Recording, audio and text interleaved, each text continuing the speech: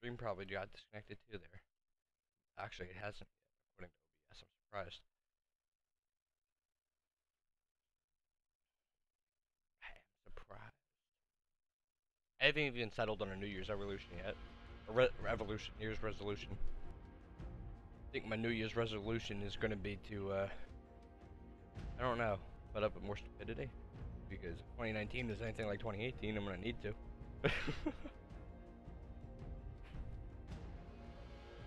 Yes, I'm refilling my vape. We're gonna wait for May do a show and tell us some of the reptiles while we're waiting on the server to load up. Since I haven't done that on stream yet in a while. Or at least would have. I have like two of them beside me right now.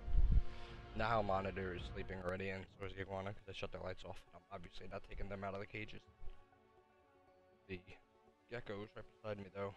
The rest of the geckos are nocturnal. They're out and about.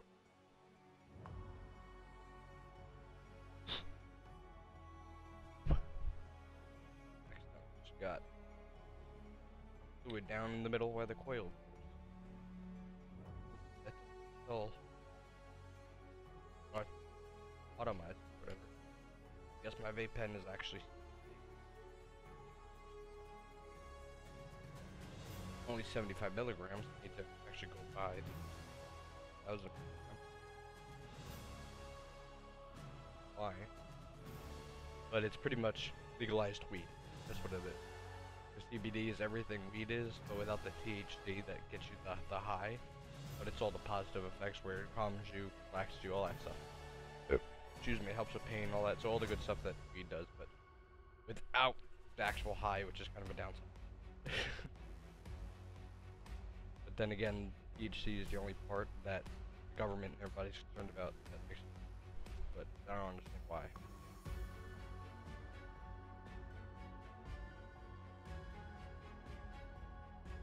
Oh, I just realized it actually goes out of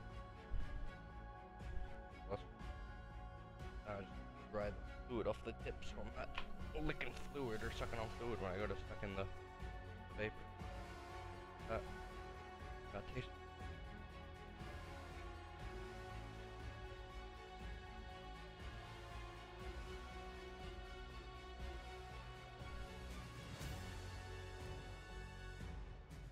$100% better than Google, by the way. The other CBD product. Like the pre-made. This is just a voodoo battery with all multiple auto-optimizer pack. I think it's called the Omni. I got the hemp bomb CBD vape. And go to production stuff.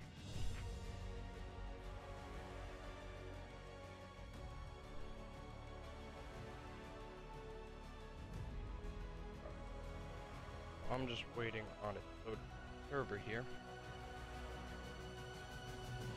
Probably gonna take a good 20 minutes or so. As you guys can see on the screen, it's looking at 4 mods. Notice it loaded the first 3 ahead of time. I don't know why I loaded the third one, but the first 2 were the maps. As you can see also on the screen, there's ARK hub, which is the first server for small mod right now, which is for files, and server 2, which is Ebonus Astrum, server 3. Or server 2, which is Extinction, server 3, which is Ebonus Astrum.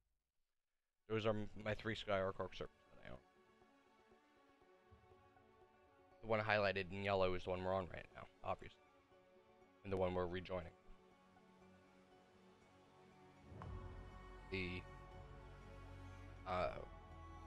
Because of Crystal Isles on the first one and Ebonus Astrum on the other, what I did is to simplify the mod list so it doesn't affect how it loads mods at all. But it does make it so all I have to do is go into the game INI or in this case the config and just highlight starting from mod 1 to the final mod and copy and paste it into my automatic updater / installer. So that way whenever a mod updates I can just copy it from the list or from its mod page, paste it. If all mods need to be updated, I can just highlight them all, copy, paste, boom, they're updated. And so because maps are obviously the first 2 mods on the list, and then the next is whatever core mod, which The only core mod we have right now is the one that makes the characters, changes the character files and all that, which is naturalism too. So that's why it loads, why it shows 49 instead of just 46 or 47, what have you, because it counts the two maps.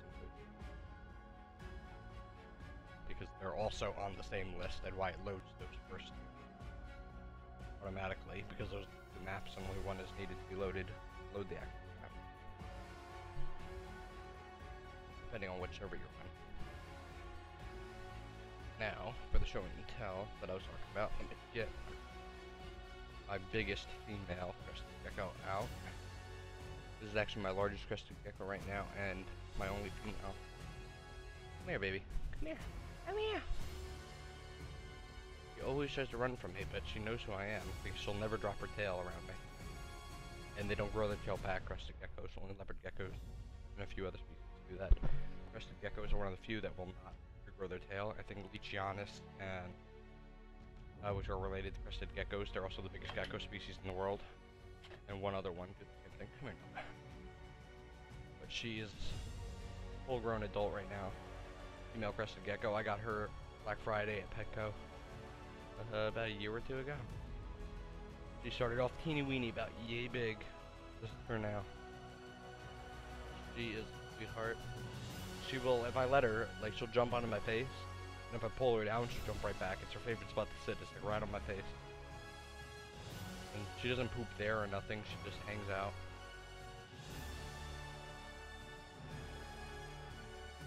Nice and smooth, they got like leathery kind of.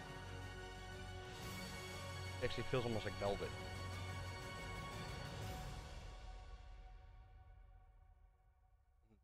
Crested geckos are like the easiest reptile you could get to care for. Oh, you missed it.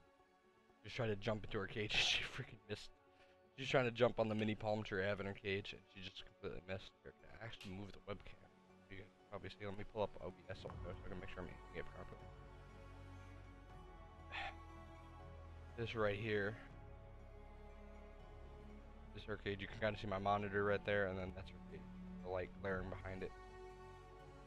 That's her little palm tree right there. That's her little hut to hide in, and that's her dish that's relaxing there. Her food and water dish. Thermometer, hydrometer. Hey, dude. Welcome back. Yeah, the server crashed, or should I say it didn't crash. My internet fucked up, and now I'm rejoining the server. I was just doing a show and tell. You know what? I'll take her back out. I was doing a show and tell of one of my geckos I actually have right beside me that I breed. So, bringing her back out, just so you can see since you weren't here for it. Vanilla.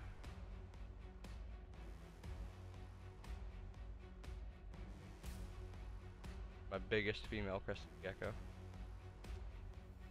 Also, you guys can probably see the pattern on. Phoenix Flame. Hope it's safe. Yeah, it's safe. She's, obviously she's not venomous. I raised her since she was a baby. These guys will drop their tail and they won't grow back like other geckos, but she's never even once, like, so much showed any signs of flinching her tail around me, because she knows me. I got her as a baby. I've held her, like, every day since I've gotten her. So she's extremely, well, she's hand-tamed. Phoenix Flame.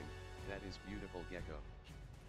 Yeah, she's my, when I got her, she was almost a dark brown with a flare of just bright yellow, and then she kind of brightened up as she got older. She's I believe her exact genetics, if I remember correctly, is flame dashed partial pinstripe, and flame reverse pinstripe. And what that means is the pinstripe going down her back, like from her crest downward, it's got little dashes in it, symmetrical dashes, where it's missing a pin here, it's missing a pin here, or 3 pins in a row, but it's symmetrical where it's the same on each side. And then she's got a pattern that outlines like a darker coloration instead of the base color that she is, where she's like the orangish. She's got like a darker brown kind of that outlines the pinstripe on the outside, which is what makes it a reverse pinstripe because it's got the outline to it. And then she's a flame because obviously bright orange is flame, or bright, any real bright color, which between orange and brown is considered a flame crested gecko. I also have a harlequin, or I think it's high harlequin male right above her cage, but that's the one that I mentioned a few streams ago that delayed the stream because it jumped out and was running underneath my desk and everything. I had to chase it around my room to grab it because it's very fidgety. I only got it like a month or two ago and it's still not used to me.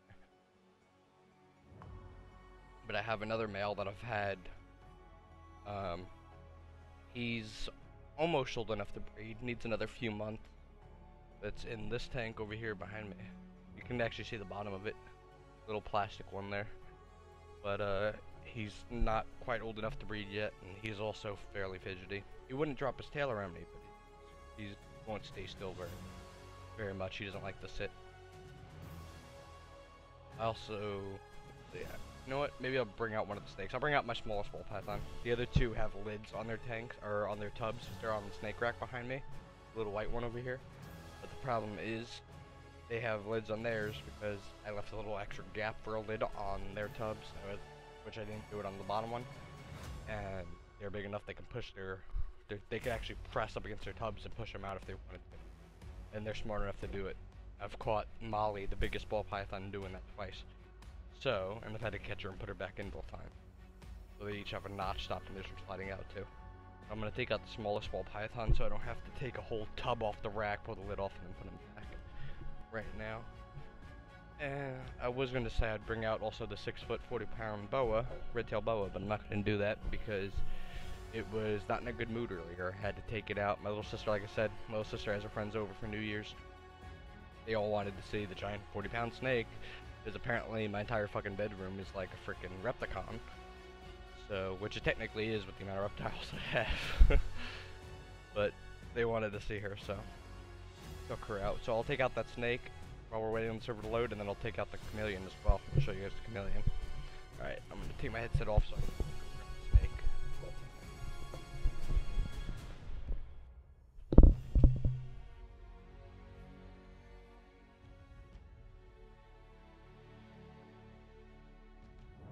Phoenix Flame, it is.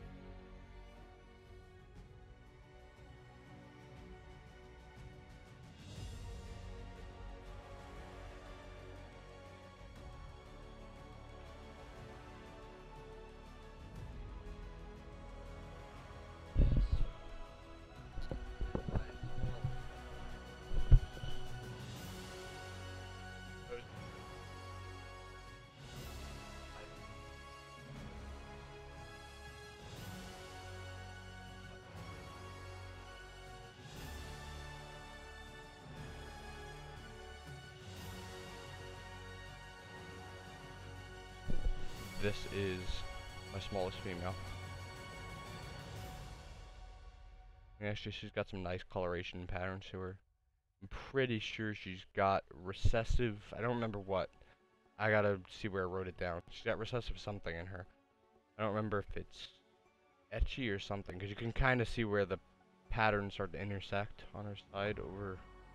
Trying to orientate it with the camera there. Yeah, there we go. It starts to intersect. Kinda. Like they start at the very bottom over here. Where's my fucking finger? Phoenix Flame, right. is on backwards. There. I had what on backwards? Oh, headset is on backwards. Yes, I know it is. No, it's not. I just had the mic up like this. I have the headset half off so I can hear behind me. But this is my smallest ball python.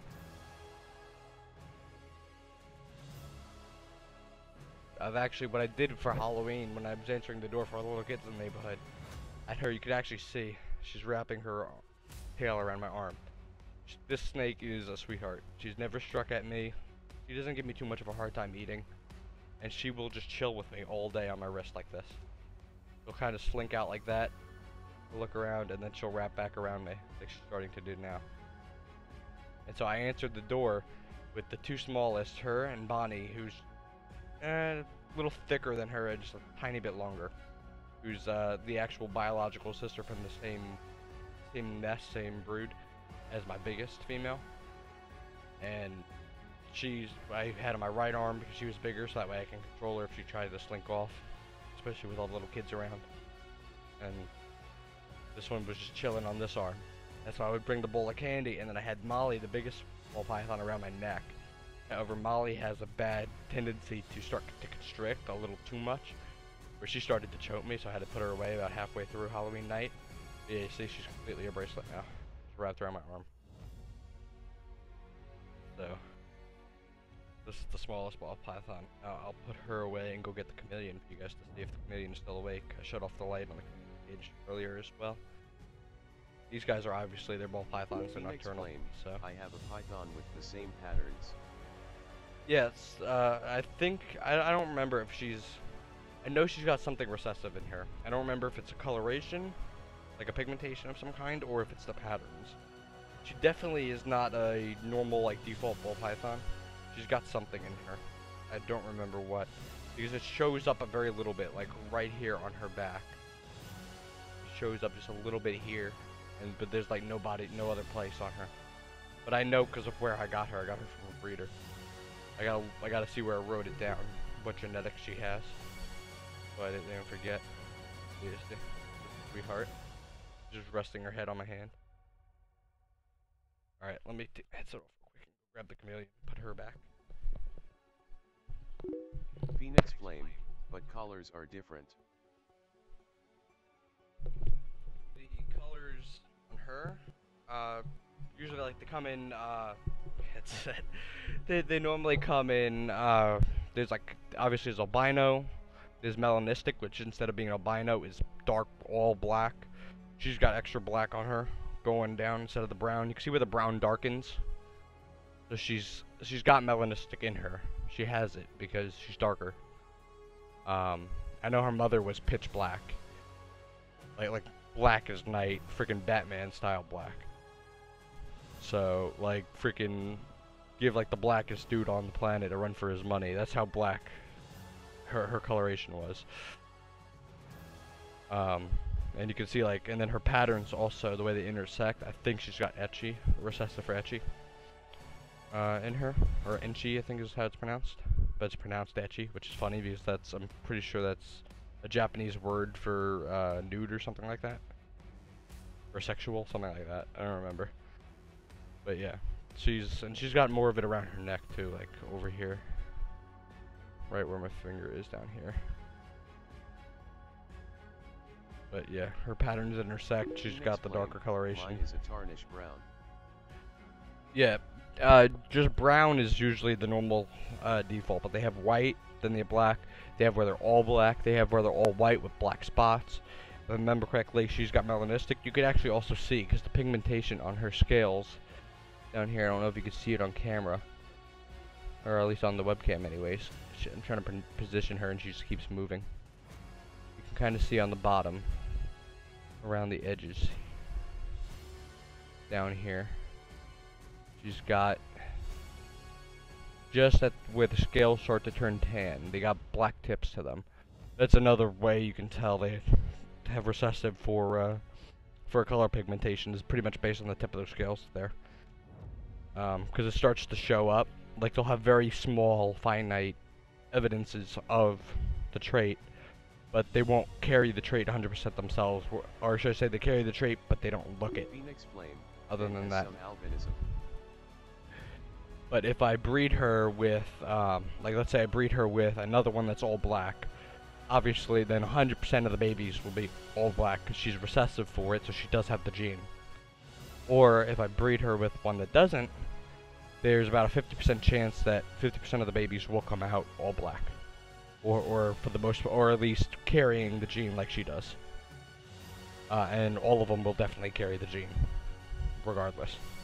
So let me put her away and grab the chameleon while the server's still loading here. Let me move OBS out of the way and just see how far we're at. 44, 49, so we got a good minute or two while it's that.